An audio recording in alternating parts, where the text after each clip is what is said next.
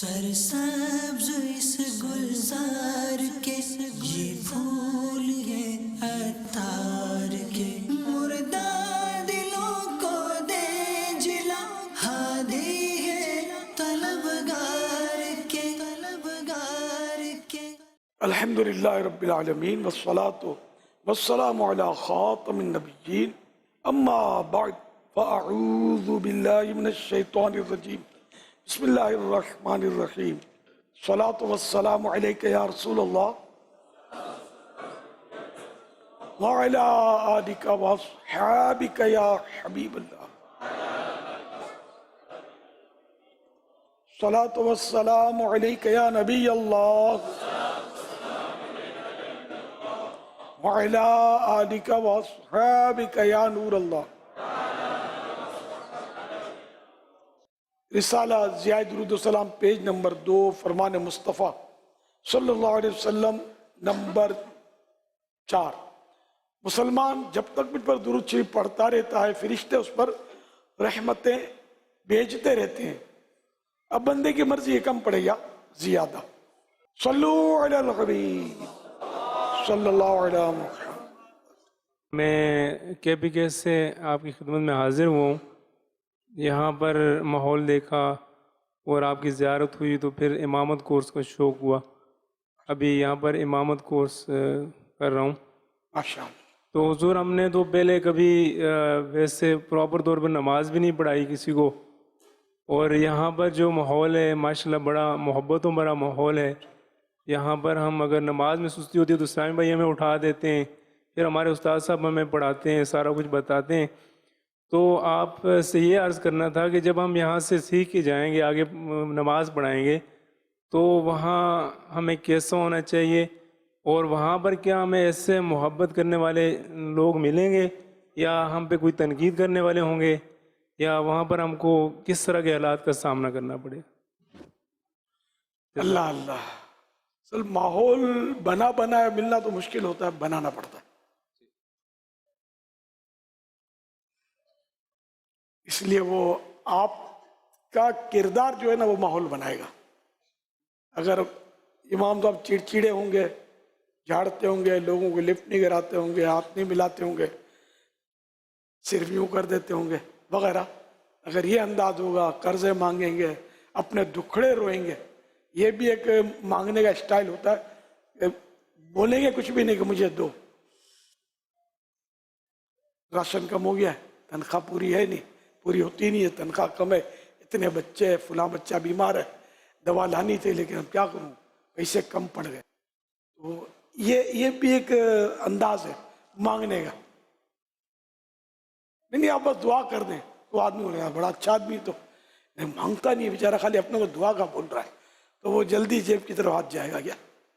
تو یہ انداز بھی نہیں ہونا چاہیے کہ اگر امام مانگے گا تو لوگ سب متاثر نہیں ہوں گے، ادھار مانگے گا تو بھی بھروسہ کم کریں گے کہ پتہ نہیں مولانا دے گا نہیں دے گا، ہم یہ مولانا سے پھر مانگ بھی نہیں سکتے، ضد بھی نہیں کر سکتے، اس کے پیچھے نماز پڑھتے ہیں۔ تو یوں اپنا امیج جو ہے نا، یہ اگر امام صاحب نے بنا لیا تو یہ ماحول بننا شروع ہو گیا۔ امام صاحب کو وقت دینا پڑے گا، لوگوں کے لیے بیٹھنا پڑے گا۔ مثلا عصر کے بعد روزانہ بیٹھ جائے، بھلے کوئی آئے یا نہ آئے، یہ پتا ہو کہ امام صاحب بیٹھتے ہیں تو کوئی ایک آئے گا، دو آئے گا، پھر اگر امام صاحب ملنسار ہوں گے، مسکرا کر ملیں گے تو صرف اس لیے آئیں گے کہ یار مولانا ملتے بہت اچھی طرح ہیں۔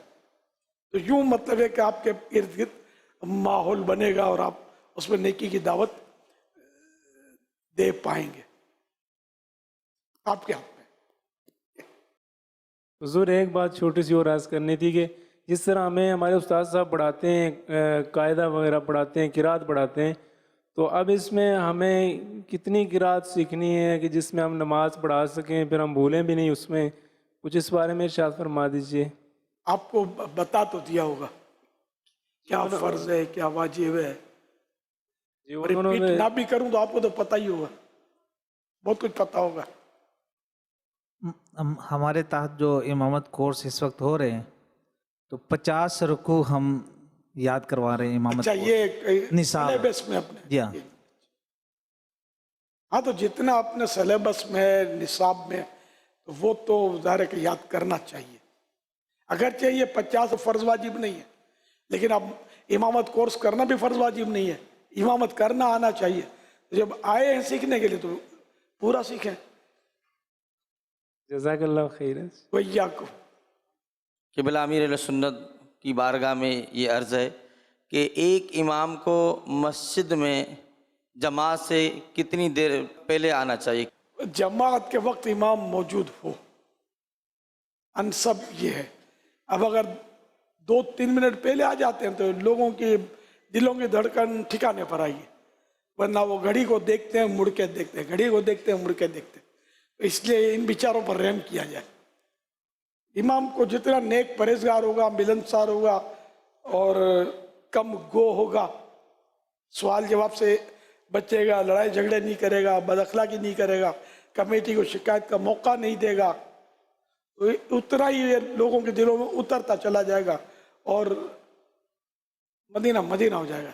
यहाँ तक कि अगर कमेटी भी निकालना चाहेगी ना, तो ऐसे इमाम को कमेटी फिर निकाल नहीं सकती, क्योंकि मुक्तदी उससे मुतासिर होते हैं तो उसका साथ देते हैं। मेरे साथ हो चुका है।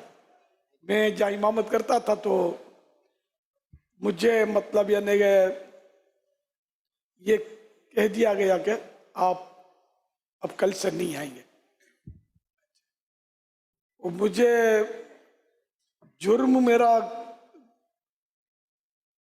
शायद ये था कि आवाज़ अच्छी नहीं है। अब मेरे इतने अरसे के बाद आवाज़ का प्रॉब्लम खड़ा हुआ, तो फुला कहते हैं, कोई थे मतलब फुला जो मतलब शख्सियत थे, ये कहते हैं कि मुझे इसके पीछे मज़ा नहीं आता। अब ये जुर्म था मेरा। खैर, तो अब वो इशा की जो आखिरी नमाज थी ना, पढ़ के मैं मस्जिद में बैठे हुए रो रहा था। उस वक्त तो बेसरो सामानी थी, दावत इस्लामी भी शायद शुरू नहीं हुई थी।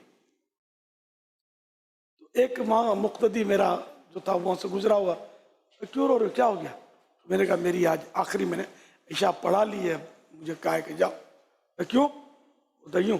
अच्छा, अब वो निकला पावरफुल, वैसे बाजार पावरफुल लग नहीं रहा था, ये उसके दिमाग में बैठ गया।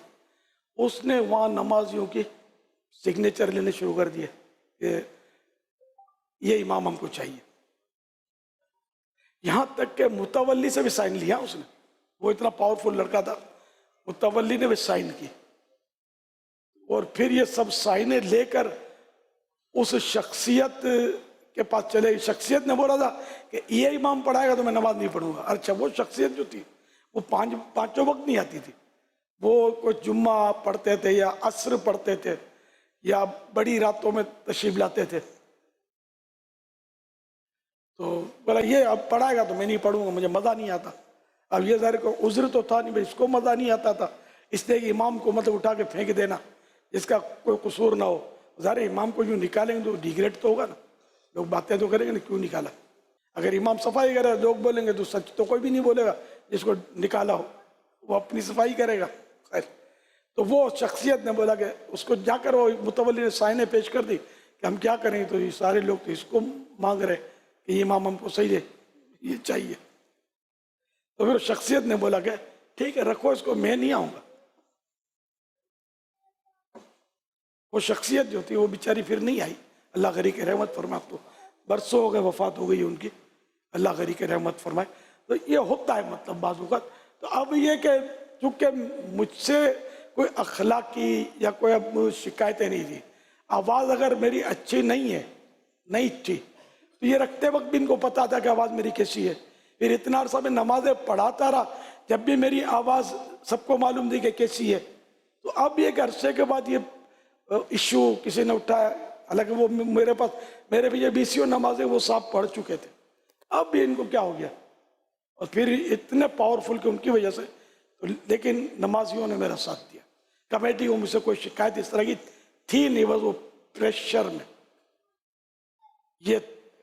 ये एक मतलब अपना तजर्बा बताया कि अगर आपका किरदार अच्छा होगा, अखलाक अच्छा होगा, पैसों के चक्करों में आप नहीं पड़े होंगे, तो लोगों पर आपकी ऐसी छाप पड़ेगी कि कल खुदा ना खादा कोई बुरा वक्त आया ना तो आप छुटे पड़े, ये लोग आपको कंधे पे बिठा के वापस मुसल्ले पे ला खड़ा करेंगे। ये मेरे साथ हुआ, तजर्बा है मेरा। ایک بار اس سے پہلے بھی ایک واقعہ ہوا تھا، وہ یہ کہ بھئی اب وہ ایک عرصے سے میں نماز پڑھا تھا کہ مخارج غلط ہے، حروف غلط ہے، ارے خیر زمانہ ہو گیا تو خیر، تو اب وہ میٹنگ بیٹھی، وہ تو میں نے کہا بھائی کوئی مجھے بتائیں تو میرا کون سا حرف غلط ہے، اگر میرے مخارج ایسے ہیں کہ جس سے نماز فاسد ہو جاتی ہے، جب تو میں خود امامت نہیں کروں گا، مجھے مطلب میں کیوں سب کا بوجھ لوں اب نمازوں کا، اب مجھے بتائے تو جائے کہ کیا ہے۔ تو اب وہ جو اس ایک شخصیت تھی، شخصیت کہوں یا جو بھی تھے وہ صاحب، ان کی طرف اشارہ کہ یہ بولتے، تو میں نے ان سے عرض کیا کہ آپ مجھے بتائیں میرا کون سا غلط ہے، میں گیا، مطلب مجھے نہیں، مطلب میں کیوں امامت کروں گا، مجھے بتائیں تو صحیح۔ وہ چپ، وہ بولنے ہی نہیں، یقین مانے ایک لفظ بھی اس نے بولا ہی نہیں۔ پھر یہ طے ہوا کہ بھئی ان کو پیش کریں گے دارالعلوم امجدیہ میں، اس کی قراءت سنیں گے، علماء سے ہم بولیں گے کہ یہ پاس ہے یا نہیں۔ تو مجھے امجدیہ لے جایا گیا، دارالعلوم امجدیہ عالمگیر روڈ کراچی، اور وہاں حضرت مولانا قاری مصلح الدین صاحب رحمۃ اللہ علیہ، یہ ان کے بعد لے جایا گیا، قاری تھے اور حافظ بھی تھے، اور ایک مشہور بزرگ تھے، پیر صاحب بھی تھے، عالم بھی تھے، تو ان کی خدمت میں پیش کیا۔ انہوں نے سورہ فاتحہ اور کوئی 2-3 صورتیں سنی کہ یہ سناؤ سورت والضحیٰ سناؤ، فلاں سناؤ، مجھ سے سنی انہوں نے۔ پھر انہوں نے ریمارکس لکھے کہ میں نے الیاس قادری سے قرآن کریم کی سورہ فاتحہ اور یہ چند صورتیں میں نے سنی، اور ما یجوز بہ الصلاۃ کے تحت ان کی قراءت میں کوئی سی غلطی نہیں ہے جس سے نماز نہ ہوتی ہو، یہ نماز درست ہے، یہ لکھ کر دیا۔ پھر مفتی وقار الدین صاحب رحمۃ اللہ علیہ کی خدمت میں مجھے پیش کیا گیا، تو وہاں بھی یہ کمیٹی کے لوگ بھی تھے دونوں طرف، ادھر بھی آئے تھے، یعنی یہی لوگ لائے تھے مجھے۔ تو یہ انہوں نے تعجب کیا، شاہ الیاس قادری، کیونکہ میں تو آنا جانا تھا حضرت کے پاس اور مجھ سے بڑی محبت فرماتے تھے، شفقت فرماتے تھے، تو انہوں نے ایسا لکھ کر دیا کہ وہ میرے لیے سند بن گیا، اور آج بھی غالباً وہی تحریر ہے کہ جو وقار الفتاویٰ میں موجود ہے، شاید یہ وہی تحریر ہے، یا اللہ بہتر جانے کہ یہ اور تحریر ہو۔ تو انہوں نے لکھ کر دیا کہ الیاس قادری تو میرے پاس آتے جاتے ہیں، مسئلے پوچھتے ہیں، ان کی تو معلومات ہے اچھے خاصے عالم کی طرح ہے، ان کے پیچھے نماز کا کوئی مسئلہ نہیں ہے ایسا، اس طرح کا اچھے تاثرات لکھ کر دیے تھے۔ کمیٹی تو سیٹ ہو گئی، تو پھر وہ بہت دیر تھے اس وقت، دراصل وہ مؤذن صاحب تھے، حافظ تھے، مؤذن، عالم نہیں تھے، حافظ صاحب تھے۔ تو اب ذرا وہ تو خاموش ہو گئے، پھر وہ یا تو چلے گئے یا ان کو آگے جا کر وہ کمیٹی نے مطلب چھٹی کرا دی۔ یہ میں نے کوئی پروپیگنڈا نہیں کیا، شاید اور کوئی مسئلے ہوئے، اب میں بھول گیا ہوں کیا مسئلے کہ وہ میرے ہوتے ہوئے وہ وہاں سے تشریف لے گئے۔ یہ 2 واقعات ہوئے، تو پہلا واقعہ میں نے یہ ہے، اور دوسرا واقعہ وہ ہے کہ آپ بولا کہ آواز اچھی نہیں ہے۔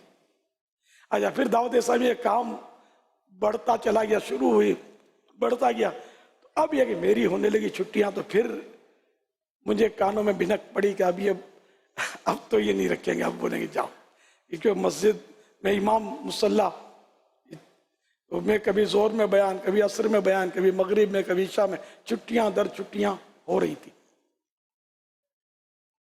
تو یہ مطلب پھر وہی حالات پیدا ہوں کہ یہ مجھے کہہ دیں کہ آپ جاؤ، تو میں نے کہا اپنا امیج خراب ہوگا، یا کسی نے مجھے مشورہ دیا کہ حالات ایسے ہو گئے، اب تم خود عزت سے چلے جاؤ تو اچھا ہے۔ تو پھر متولی کے گھر میں گیا اور ان کو ریزائن پیش کر دیا، ایسا لگا وہ بھی انتظار میں تھے، لے کے رکھ لیا، اور میں عزت کے ساتھ بری ہوئے، لیکن متولی میرے مخالف نہیں تھا۔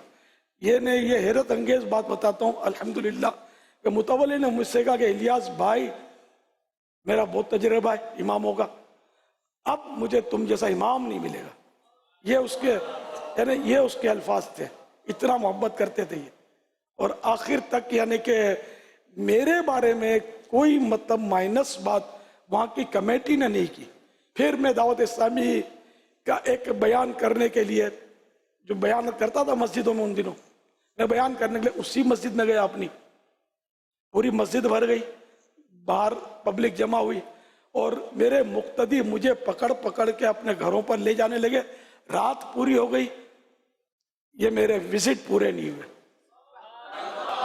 الحمدللہ. یہ سب میں آپ کو بتا رہا ہوں، میرے امام صاحبان جو بیٹھے ہوئے، یہ کیا مطلب میرے میں کوئی سرخاب کے پر نہیں ہے، نہ میں کوئی ان پہ پیسے خرچ کرتا تھا. یہ مجھ سے محبت کرتے. میری مسجد کے سامنے ایک دکاندار تھا، وہ مجھے آئے دن اپنے پاس بٹھا کر کھانا کھلاتا تھا، اتنی محبت کرتا تھا. اور وہاں میں بیٹھتا تھا، لوگ ملاقات کے لیے آتے تھے. مطلب یہ کہ الحمدللہ بڑا مطلب میرے ارد گرد کا جو بھی ماحول تھا، وہ کوئی مطلب یعنی کہ میں نے سنا نہیں ہے کہ میرے بارے میں کوئی یعنی کہ ان لوگوں نے مس کمنٹس دیے ہوں. الحمدللہ الحمدللہ ثم الحمدللہ. تو امام صاحب کو کیسا ہونا چاہیے، اس میں بھی شاید آپ کو سیکھنے کو ملے گا. بگاڑنا نہیں ہے، کمیٹی سے بگاڑنا نہیں ہے، نمازیوں سے بگاڑنا نہیں ہے. مجھے کہا چلے جاؤ، تو میں نے کہا ٹھیک ہے چلا. میں نے کوئی ان سے وہ لڑائی جھگڑے نہیں کیے، نہ ان کے خلاف پروپیگنڈے کیے، اڑا اڑی کی، نہ گروپ بنائے. میں رویا، جو روتا اس کا کام ہوتا ہے. میرا کام ہو گیا الحمدللہ.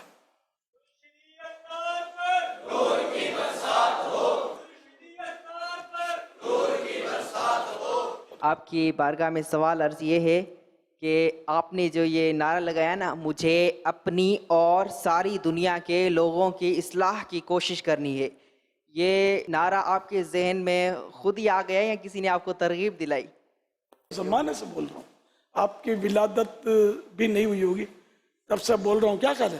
نہیں، یہ تو دیکھنے میں تو چھوٹے لگ رہے ہیں. جی میرے 21 سال عمر ہے. 21؟ جی ہاں، میں بہت برسوں ہو گئے تب سے الحمدللہ یہ بول رہا ہوں. یہ آپ کے ذہن میں خود ہی آ گیا؟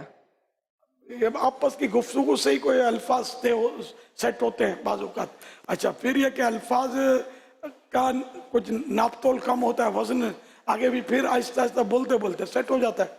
اب یہ جملہ سیٹ ہوا ہے، چل رہا ہے. ماشاءاللہ آپ پہلے اپنی داڑھی میں مہندی لگاتے تھے اور داڑھی سرخ رکھتے تھے. اب بھی ماشاءاللہ آپ کے چہرے پہ نورانیت ہے، اس میں کوئی دو رائے نہیں اور کسی قسم کا کوئی شک نہیں. لیکن آپ نے اپنے داڑھی کو جو سفید کرنا شروع کیا ہے، اس میں کیا حکمت ہے؟ دوسرا سوال یہ ہے کہ الحمدللہ ائمہ مساجد میں آپ نے جو 30 مدنی پھول لکھے ہیں، ان 30 مدنی پھولوں میں ایک مدنی پھول یہ بھی ہے کہ بالخصوص امام صاحبان کو چاہیے کہ وہ حسام الحرمین، منہاج العابدین اور احیاء العلوم، ان کا مطالعہ اب بھی شامل رکھیں. بالخصوص آپ نے ان 3 کتابوں کا اس مدنی پھول میں ذکر فرمایا ہے، اس حوالے سے بھی ارشاد فرما دیجیے. جزاک اللہ خیرہ. یہ اس میں حاجی عمران کی انفرادی کوشش بھی شامل ہے سفید کرنے میں.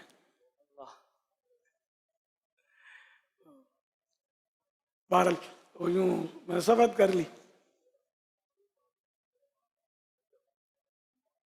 سفید کے لیے یہ بھی ہے کہ کسی کو اگر سفید زیادہ خوبصورت لگتی ہے تو اس کے لیے بہتر یہ ہے کہ وہ سفید رکھے. جس کو وہ لال مثلا مہندی لگی ہوئی لال، اگر اس کو یہ زیادہ خوبصورت لگتی ہے تو اس کے لیے مستحب یہی ہے کہ وہ لگائے. اب میں تو دونوں صورتوں میں خوبصورت نہیں ہوں، بعض صورت ہوں، شکل و صورت ہے میری. اللہ کرے کہ اعمال نامہ خوبصورت ہو جائے. باقی وہ حسام الحرمین عقیدہ مضبوط کرے گی، ٹھیک ہے. اور یہ بہت ضروری ہے. ضروری کیا، یہ تو بنیادی چیز ہے، عقیدہ تو مضبوط ہونا ہی چاہیے. اور باقی احیاء العلوم ہوا، منہاج العابدین، یہ تصوف کی کتب ہیں، تو یہ عمل مضبوط کرے گی. عقیدہ اور عمل جب دونوں مضبوط ہوں گے تو پھر مطلب یہ کہ ظاہر ہے کہ मुसलमान जो एक अच्छा मुसलमान बनेगा। फिर इह्या उल उलूम और ये तो बहुत ज़बरदस्त, जो इन्होंने थोड़ा बहुत मुताला किया वो समझ सकते हैं कि किस तरह वो बातिनी इस्लाह करती है। तो बातिन की इस्लाह होनी भी ज़रूरी है, अंदरूनी। ज़ाहिरी इस्लाह तो ये हमने इमामा ये सब है अपना, ज़ाहिरी तौर पर हम बहुत साफ सुथरे निखरे निखरे लगते हैं, लोग हमारे पास उसने जन रखते हैं, लेकिन दिल में कितना मसला खड़ा हुआ होता है, क्या क्या भरा हुआ होता है। तो ये दिल की सफाई ये किताबें करती हैं, इह्या उल उलूम मिनाजुल आबिदीन ने ये किताबें भी करती हैं, और भी ज़राए। सवाल मेरा ये है, कुछ लोग होते हैं जो हर बात में नक्स निकालते हैं और बाज़ औक़ात इमाम के साथ मुसल्ले के ऊपर ही बदतमीज़ी के साथ पेश आ जाते हैं। तो इस वक्त इमाम साहब को किस तरह सब्र करना चाहिए और अपना रवैया कैसा रखना चाहिए? और ये है तो इमाम के इम्तिहान का वक्त। अव्वल तो इमाम को मतलब ये गौर भी करना चाहिए कि ये जो ये नक्स निकाल रहा है मेरा, तो ये कहीं ऐसा तो नहीं कि वाकई मेरे अंदर नक्स है। अगर है अपने अंदर तो शुक्रिया के साथ रुजू कर ले, वरना मुश्किल ये कि वो हाँ भी मेरी ना भी मेरी वाला मामला होता है। कोई गलती निकाले, वो गलती दिल तस्लीम करता क्या है, फिर भी वो मानते नहीं कि यार मेरा इम्प्रेशन खराब पड़ जाएगा, ये हो जाएगा वो जाएगा, ये नहीं। वो झूठ सच करके फिर वो अपनी गलती को सही करने की बात वक्त कोशिश की जाती है। तो ऐसा नहीं होना चाहिए। और अगर वो उसको गलत फहमी है तो अगर प्यार मोहब्बत से उसको आप समझा देंगे ना तो भी मसाइल नहीं खड़े होंगे। अगर फिर भी वो अगर कोई ज्यादती करता है तो अपना मुसब्र का जाम रखा करें साथ में, तो जाम घट आ जाए।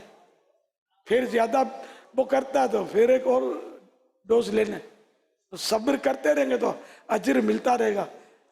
गुस्सा आ जाए तो गुस्से को पी कर भी तो सवाब कमाया जा सकता है। तो यूं मतलब ये कि बाज़ों का ऐसा होता है कि जो बंदा आया है वो आपके साथ उस तरकीब में आ जाए आपकी। इमाम आज़म रहमतुल्लाह अलैह तो एक मस्जिद के इमाम नहीं थे, करोड़ अरबों के इमाम, सदियों से हमारे इमाम है। इनको किसी ने नाक हाथ मार दिया, आपने इरशाद फरमाया कि मैं चाहूं तो तुमसे बदला ले सकता हूं, चाहूं तो अदालत में खड़ा कर सकता हूं, लेकिन ये कुछ नहीं करूंगा। बल्कि मुझे अगर क़यामत के दिन मनसब वजाहत मिल गया, कोई अच्छा मनसब मिल गया, मुझे मौका मिल गया और जन्नत में दाखिले का इज़्न मिला, तो मैं तुझे भी साथ लेता जाऊंगा। अब बताइए कि फिर क्या वो चांटा मारेगा, अब फिर क्या वो जबान दराजी करेगा? तो ये हमारे असलाफ का अंदाज। बेशुमार हिकायत अगर आप देखें तो इस तरह की मिलेंगी कि जब किसी ने तंग किया, बुजुर्गों को बुरा भला कहा, गालियां निकाली, लेकिन इन मुक़द्दस हस्तियों ने उनके साथ अफ़्व दरगुजर से ही काम लिया। हम भी अगर इसी तरह रहेंगे तो इंशाअल्लाह बात खराब नहीं होगी। कि कई हिमायती हमारे खुद ही पैदा हो जाएंगे। हम मुसलमानों का ये तकिया कलाम बन गया है कि बात बात पर झूठ भी बोल देते हैं और फिर कहते हैं कि हम यानी झूठ नहीं बोलते। तो इसके बारे में रहनुमाई फरमा दें। ये भी झूठ है। वो एक तो झूठ बोलते फिर मैं झूठ नहीं बोलता, जब पकड़ा जाता है तो। आदत तो है, बाजों की आदत होती है, बहुत झूठ बोल रहे होते हैं। अल्लाह तौफीक दे तौबा की, हम सबको सच्चे नबी के सदके में सच्चा कर दे अल्लाह पाक। ये बहुत खतरनाक बात है।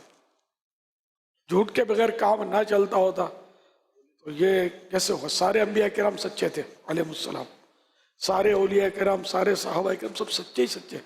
जो भी अल्लाह के नेक बंदे होते हैं सच्चे होते हैं, तो आखिर इनका काम चलता है कि नहीं चलता है, चला या नहीं चला? तो कोई बच्चा भी जानता है कि चला इनका काम, तो हमारा क्यों नहीं चलेगा? सच बोलने पर चलेगा क्या, उड़ेगा काम सच बोलने से और बरकत होगी। मसाजिद के अंदर अक्सर हमारे यहाँ प्लास्टिक की टोपी रखी जाती है, या प्लास्टिक की नहीं होती तो कपड़े वाली रख दी जाती है, लेकिन उसके ऊपर भी मस्जिद का नाम लिख दिया जाता है या मस्जिद लिखा होता है। تو آپ نمازیوں کو کس طریقے سے ان ٹوپیوں کو پہننے سے روکا جائے؟ امام مسجد ہٹا دیتا ہے کسی ترکیب سے تو پھر وہ لڑائی جھگڑے کی صورت بن جاتی ہے، تو اس صورت میں کیا کیا جائے؟ اس طرح کی ٹوپی جو آج کل مسجدوں میں ہوتی وہ پہن کر نماز مکروہ تنزیہی لکھا ہے، اس سے بچنا چاہیے. شاید اس کو خلاف معتاد کہیں گے کہ لوگوں کی عادت میں یہ نہیں کہ اس طرح کی ٹوپی پہن کر، تو یہ بازاروں میں بھی نہیں جائیں گے، کسی کے پاس بھی نہیں جائیں گے، اس طرح کی ٹوپی پہن کر گھر بھی نہیں جائیں گے، باہر نکلیں گے نہیں. تو اللہ کی بارگاہ میں حاضر ہونے کے لیے اس طرح کی ٹوپی، تو یہ بہرحال اس میں یہی ہوتا ہے کہ تیری بھی چپ میری بھی چپ. اب جب بولنے سے فتنہ ہو رہا ہے، تنفیر کی صورت بن رہی ہے، تو لوگ باتیں بناتے ہیں، پھر امام کے خلاف ہو جائیں گے، پھر مہم چلے گی. اور دل میں آدمی سمجھے جو سمجھنا ہے، ناجائز تو ہے بھی نہیں، نہ نماز اس سے نہ ہو ایسا بھی نہیں ہے. تو ایسے مسائل آپ بیان بھی کریں گے نا اپنے بیانات میں، خطاب میں، تو بھی ہو سکتا ہے کہ لوگ خلاف ہو جائیں. کہ یہ جب سے خود میں نے ہوش سنبھالا، جب سے مسجد میں پہلے چٹائی کی ٹوپی ہوتی تھی، اب شاید وہ چٹائی مہنگی ہو گئی ہوگی، پلاسٹک سستا ہوا، اب پلاسٹک کی ٹوپی. اب آپ بولتے ہیں کپڑے کی بھی ہوتی ہے، تو یہ بھی ہوتی ہوگی. مسجد کا نام اس لیے لکھتے ہیں کہ کوئی پہن کر باہر نہ جائے، لوگ ٹوکیں گے مسجد کی ٹوپی پہن لی تو یوں وہ آ کے وہ چور چرا نہ سکے. جیسے حمامات میں یعنی استنجا خانے میں جانے کے لیے بھی میں نے باہر ملک میں تو دیکھا ہے کہ چپل وہاں خریدتے ہی ہوں گے ظاہر نئے چپل، پھر اس کا اگلا حصہ کاٹ دیتے ہیں تھوڑا سا وہ، تاکہ کوئی پہن کے باہر جائے تو پکڑا جائے کہ مسجد کی چپل پہن کے جا رہا ہے. وہ کوئی پہنے گا بھی نہیں، شرمائے گا. تو چلو استنجا خانے کے اس میں تو چل جائے گا یہ، لیکن یہ ٹوپی عقلاً بھی سمجھ میں نہیں آتی کہ جب باہر جا ہی نہیں سکتے کسی کے پاس پہن کر، تو اللہ کے دربار میں حاضری کے لیے تو اور اچھا حلیہ ہونا چاہیے. دعوت اسلامی کے ذہنی آزمائش میں مختلف موضوعات کے بارے میں دلچسپ معلومات کا ذخیرہ موجود ہے. انہی میں سے ایک مضمون غوث پاک کے بارے میں بھی موجود ہے. اس میں ایک سوال یہ تھا کہ غوث کے انتقال کے بعد مقام غوثیت پر کون فائز ہوتا ہے؟ تو اس کے 4 جوابات موجود تھے. ان میں سے صحیح جواب یہ تھا کہ امامین میں سے کوئی ایک مقام غوثیت پر فائز ہوتا ہے. تو اس امامین سے مراد کون ہے؟ فتح رضویہ کے حوالے سے ہر غوث کے 2 وزیر ہوتے ہیں، عبد الملک و عبد الرب، یہ 2 وزیر، انہیں امامین کہتے ہیں. تو اب ان میں سے کوئی، یہ جو سوال ہو نا کہ غوث کے مرتبے پر آتا ہے اس کی ڈیوٹی پر. پہلا سوال تو یہ ہے کہ جس طرح آپ نے فرمایا کہ امامت آپ نے جب چھوڑ دی اور دعوت اسلامی کے آپ کو یہ کام زیادہ ہو گیا تھا، اس کے ساتھ ساتھ آپ کا ذریعہ معاش یہ کیا تھا؟ اور دوسرا میرا سوال یہ ہے کہ جب آپ کو خلافت ملی تو سب سے پہلے آپ کے مرید کون تھے؟ وہ پہلا فرد کون تھا؟ میرا ذریعہ معاش حضرت سیدنا معروف کرخی رحمۃ اللہ علیہ نے ایک امام کے پیچھے نماز ادا کی. نماز سے فراغت کے بعد امام صاحب نے پوچھا آپ کھاتے کہاں سے ہیں؟ حضرت معروف کرخی رحمۃ اللہ علیہ نے ارشاد فرمایا ٹھہریے، میں نے آپ کے پیچھے جو نماز پڑھی ہے پہلے اسے دہرا لوں. امام صاحب نے پوچھا وہ کیوں؟ ارشاد فرمایا اس لیے کہ جو اپنے رزق میں شک کرتا ہے وہ اپنے رازق کے بارے میں بھی شک کرتا ہے. المستطرف کا والا وہ رازق من رزق دینے والا. خیر تو یہ تو تصوف کی باتیں ہیں. جواب ہو گیا یا مزید کچھ کہوں؟ آپ مناسب سمجھ. میں کچھ نہ کچھ کرتا رہتا تھا، کچھ نہ کچھ کسب کرتا رہتا تھا. میں مزدوری بھی کی ہے، سامان اٹھا کر ادھر چھوڑ دینا، کسی کے گھر پہنچا دینا، کچھ میں نے کیا ہے. مطلب یوں کہہ سکتے ہیں کہ وہ شاید ہی کوئی کام ہو جو میں نے چھوڑا ہو، یہ ایک مبالغہ ہے. اچھا الحمدللہ وہ دن بھی گزر ہی گئے. اب تو میں بہت بڑی پارٹی ہوں. अल्हम्दुलिल्लाह दुनिया की बड़ी बड़ी पार्टियां दावत इस्लामी से मुंसलिक हैं, बास बड़ी बड़ी पार्टियां किसकी हैं? मेरी है यार। यह अलग बात है, इनसे पैसे लेकर अपनी जात के लिए मैं नहीं लेता किसी से कि मुझे दो, ना इन पर कोई नजर गाड़ी है कि ये मुझे देंगे। मुझे जो जो रब इनको देता है वो मुझे भी देता है, इनसे क्यों मांगू, अपने रब से ना मांगू। तो वैसे ही मैं कह रहा हूँ कि अल्हम्दुलिल्लाह तो बहुत बड़ी पार्टी हूँ मैं, क्योंकि मैं दरबार मुस्तफ़ा का फ़कीर हूँ और इस लाइन में मैं अकेला नहीं हूँ, आप सभी लगे हुए अल्हम्दुलिल्लाह। अच्छा, और सबसे पहले मुरीद जो हैं वो एक शेव्ड थे इस्लामी भाई, और बड़े अरसे के बाद इनसे मुलाकात हाल हुई थी, उसको भी चंद साल हो गए होंगे, तो उस वक्त भी याद पड़ता शेव्ड थे। नसीब तो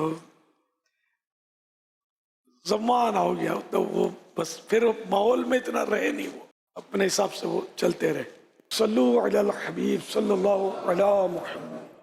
सरसब्ज इस